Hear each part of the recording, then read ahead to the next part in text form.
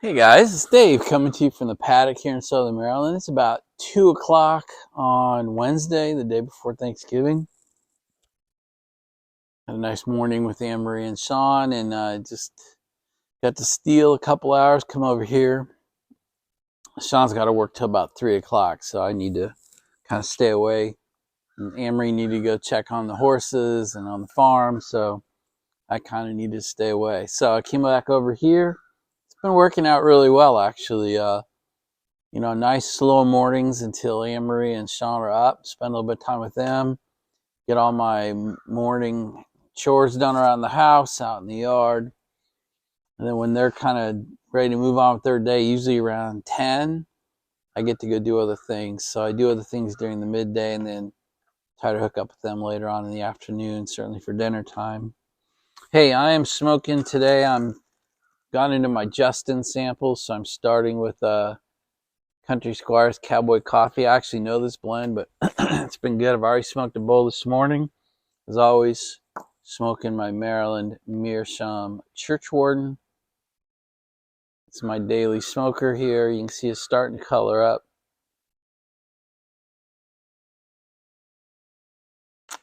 I got a fire lighter here.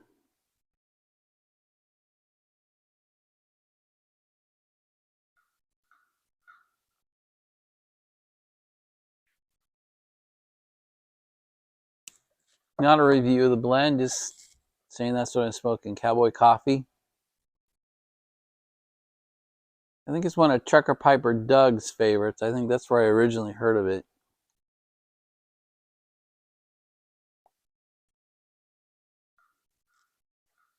My clicker's battery has officially died. 2032, so I got to put another one of those in. I'll do that here in a little bit. Those are those of you that might be having clicker troubles. Maybe it's your battery getting low. Who knows? So I got a funny story I forgot to tell you about driving across country. So last Monday, a week ago, I drove from my Wyoming house to Sean's house in Denver, and I got pulled over. Not a uncommon event with me. I got pulled over in Wyoming, which, by the way, I didn't even know was possible. And it was early. It was 8 in the morning. I was about 4 hours into my trip home. I was coming into Rawlings, Wyoming on the back road, and I was hauling. I was probably doing 94, 95. And coming up a rise towards Rawlings, and he was starting his shift coming out. He would crest at the same time. I just immediately pulled over because he was doing a U-turn. He was in an unmarked SUV, but I could tell he was a cop.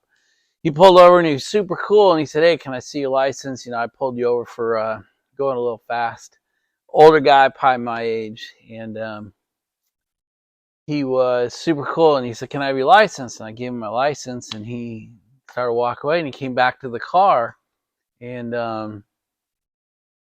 he was obviously holding a Maryland license, and he said, "Hey, tell me about Thrasher's Fries," which is a huge uh, part of our community here in Maryland, over in Ocean City, Maryland. Like, holy shit, what are you asking about Ocean City, Maryland for? And he goes, "Well, I just moved here. I spent my last 35 years in Maryland, and I just bought a house out here in Wyoming." And I was like, "Well, that's crazy."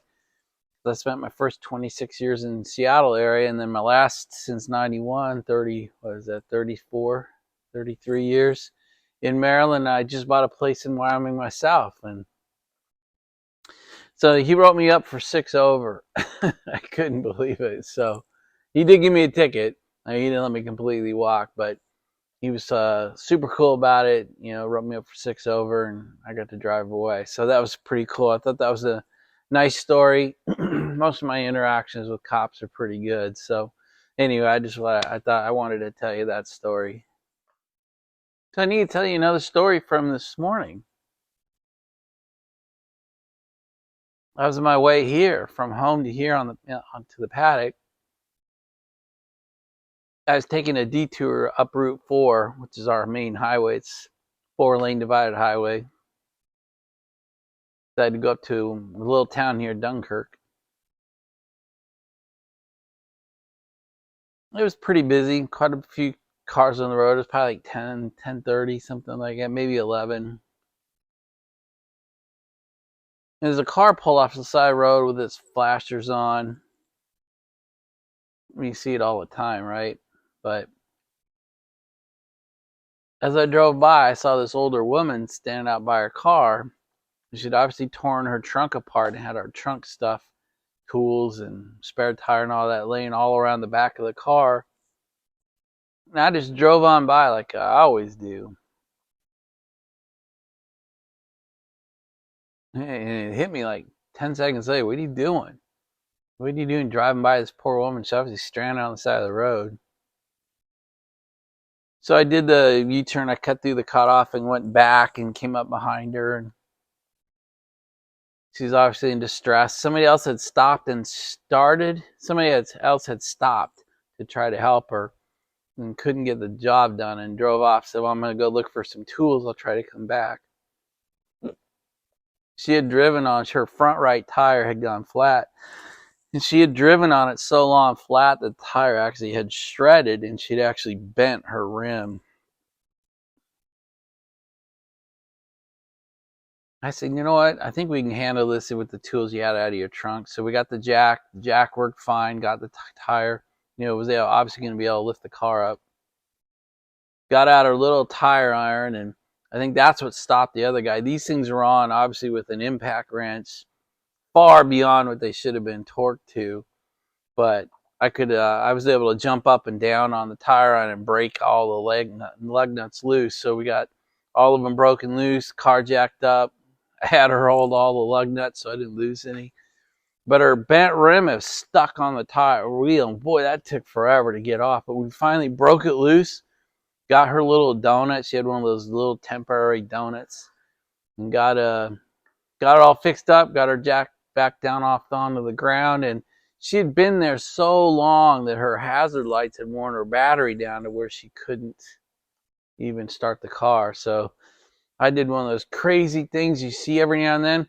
I drove up and turned around in the next driveway and drove backwards down the breakdown lane back to her so we could be nose to nose. And got her jumped. She was going to drive on. She had already made a reservation at the local Toyota dealer. They'd already had a tire ready for her.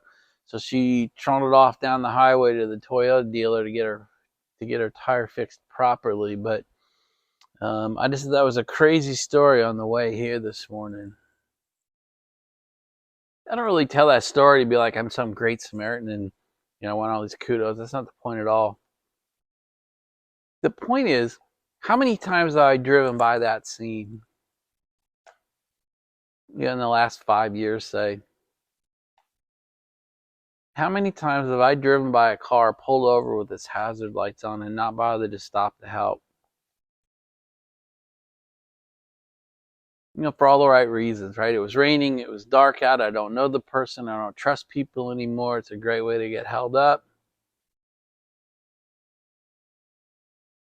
But it also makes me like everybody else.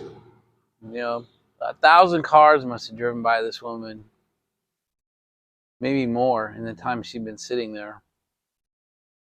Yeah, there was no chance she was going to fix this situation.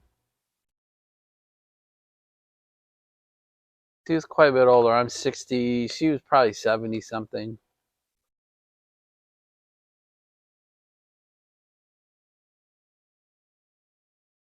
This made me think. I think it was God tapped me on the shoulder, by the way, after I drove by her. Like, what the hell? Hey, dickhead. Why don't you stop and help this poor person out? It probably cost me an hour total by the time we get everything figured out. Anyway, it just made me think. How many times have I driven past that person? I don't want to hear the answer, but how many times have you driven past that person? In a rush on the way to work, in a rush trying to get home from work, cold out, bad weather, don't want to get involved. Anyway, I felt good for stopping, but it made me feel like a piece of shit because I think I've driven past that scenario 100 times over the last few years. Don't know why I felt compelled to tell that story, but I did. It happened to me this morning, and I wanted to get it out to you guys. So something happened to Sasha when we were in Wyoming, and she believes she's become a full member of the smoking lounge at the Tobacco Row, and she actually sits in a chair now, one of the leather chairs that the lounge has for guests. And it's funny, as soon as the guy gets up and to leave, she jumps in his chair. It's pretty funny. And even when it's full, a lot of times we'll pull a chair around for her. But she's become very privileged in her chair, what do you call it? Entitlement, chair entitlement. I want to show you. God, I still can't remember. You think I would remember? I want to show you what she looks like, and then I've got a video of her sitting in it.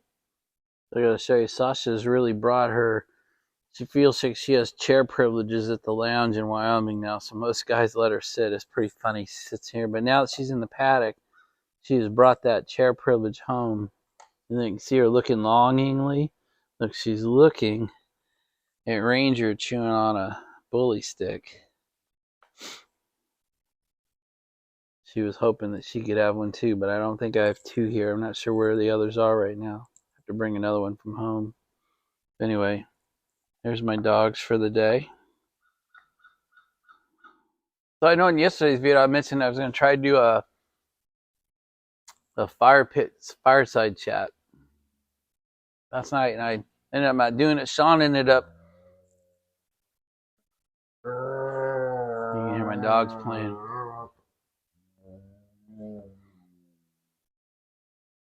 That's not probably make your dogs bark. Your dogs always make mine bark.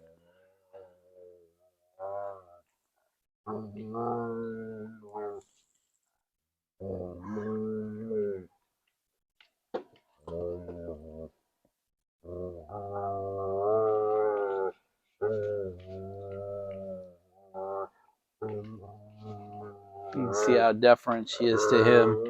She definitely considers him the dominant. He's very lippy. He's very vocal. Makes him unpopular at dog parks. Let me start that part of the story over. So, my son Sean. Hey.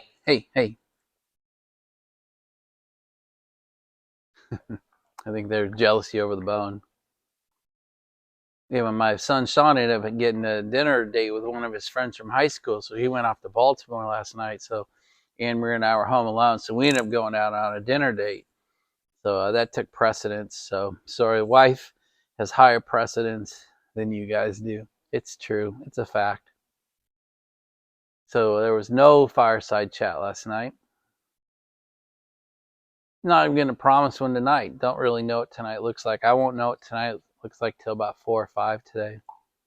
Maybe I'll get some wood moved and get ready just in case. But filming videos or recording videos is pretty much the lowest priority in my life this week. So we just need to be flexible. But that's what happened yesterday. So not much else has changed in my life since yesterday. At a much slower pace than I'm used to. I know it's the right thing to do. I know it's the right priorities, but wow. Waiting to really get my day going until 10 or 11 o'clock is very weird for me. Usually I'm almost done with most of my daily activities by 10 or 11 o'clock, certainly by noon. But this is the pace we're going to stay at till Saturday afternoon. Sean flies home Saturday afternoon. So Sunday will probably be a little bit more back to normal. Certainly next week.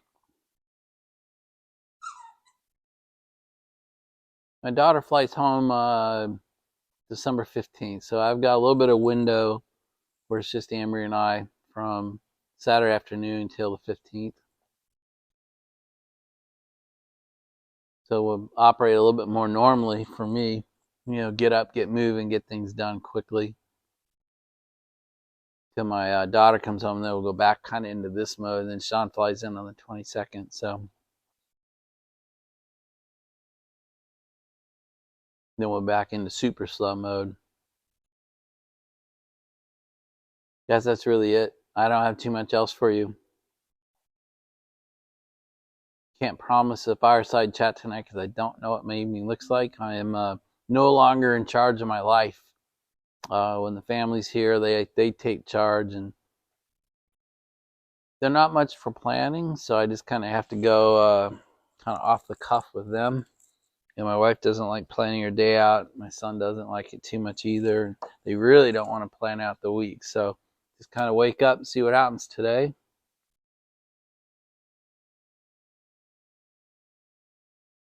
And that's just sort of the pace wrap for the next few days. But it's good for me. It's good training.